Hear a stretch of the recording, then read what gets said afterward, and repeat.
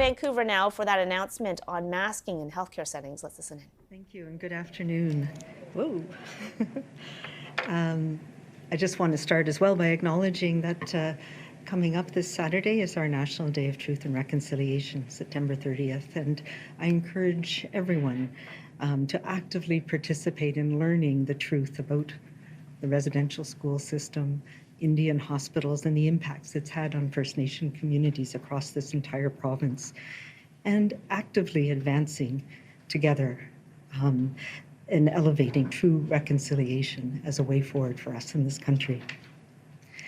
So today we're going to talk about protecting BC in this respiratory virus season. Let's see if I can make this move. Okay. First, I want to give a sense of what happened last year and where we are to put this in perspective.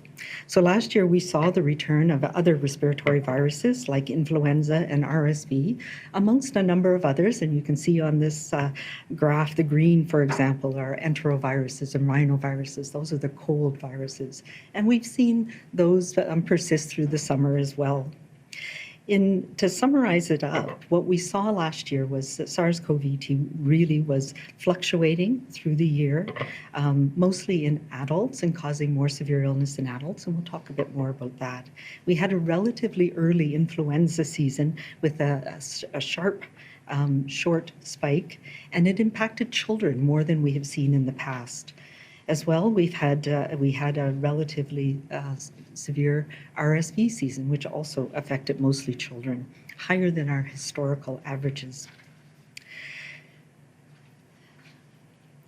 So we know that much of this is related to the fact that we had return of global travel and that these viruses circulate with people and we move around the globe. And it's important that we recognize that this movement of people is also part of how we, important for our economies, important for our health, important for being able to get together after the years that we've been through. The Southern Hemisphere can give us some indications of what we might expect this year. And what they saw was, again, variable COVID over the period of their respiratory virus season. They also saw influenza H1N1 and influenza B. And we're starting to see that that might be what we would see here. Again, those are viruses that particularly affect children. So that's something that we'll be looking out for. And they also saw a variable RSV season. So I want to go back and just look a little bit and put it in context for what happened in BC last year. So as I said, in the blue there, you can see we had an early sharp influenza peak. But if we break it down by age, we can see that very young children are the ones most affected. So infants up to 4 years of age in particular, but also children in school-age children as well.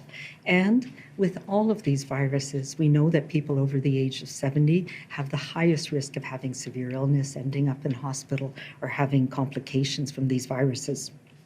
So we have that U-shaped curve where very young and older people are more affected.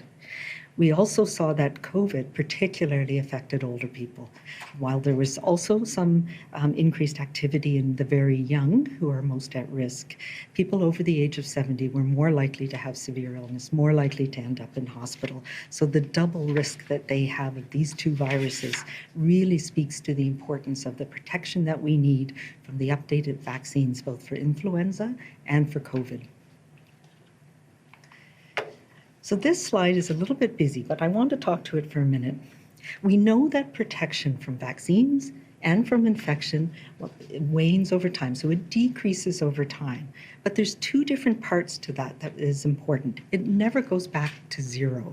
So what we know from the seroprevalence, so that's that graph on the top, the seroprevalence, that's markers in the blood of people who have antibodies against COVID.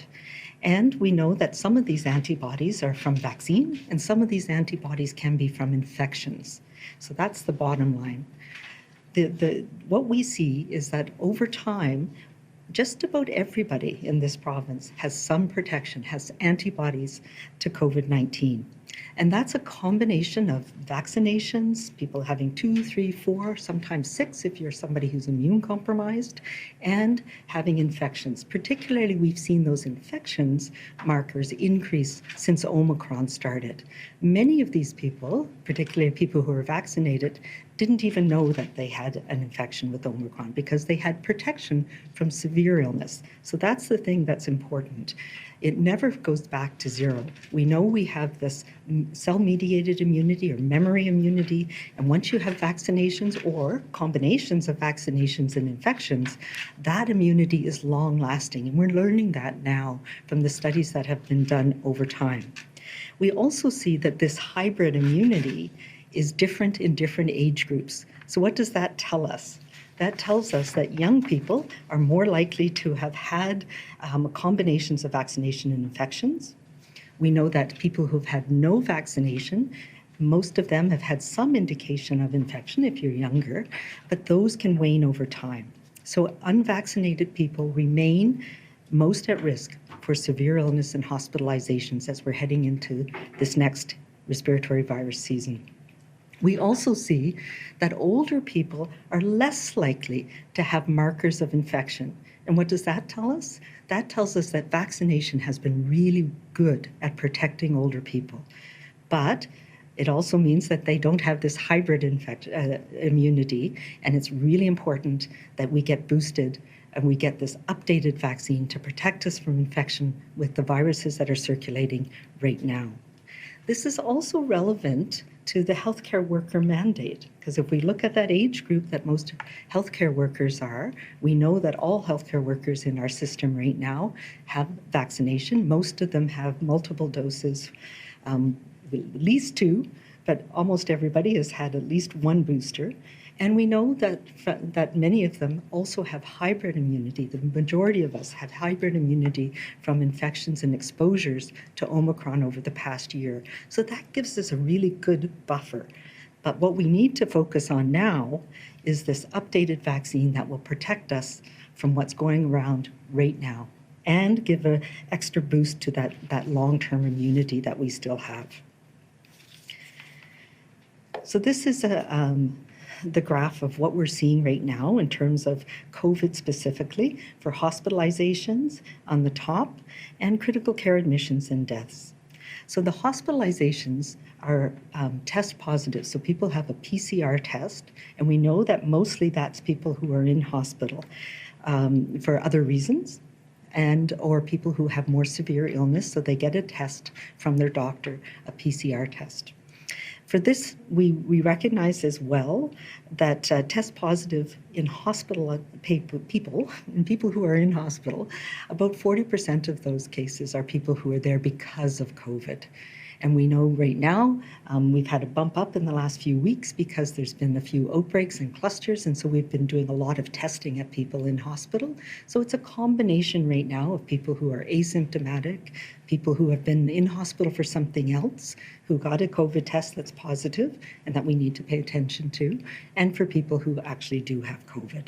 So those are things that we follow over time, and it tells us that, yeah, we're starting to see more COVID in the community, and I think that's no surprise to people. We're also starting to see other viruses that cause infections. We're seeing a little bit of influenza. We have not seen much RSV yet, but those are the ones we're looking for.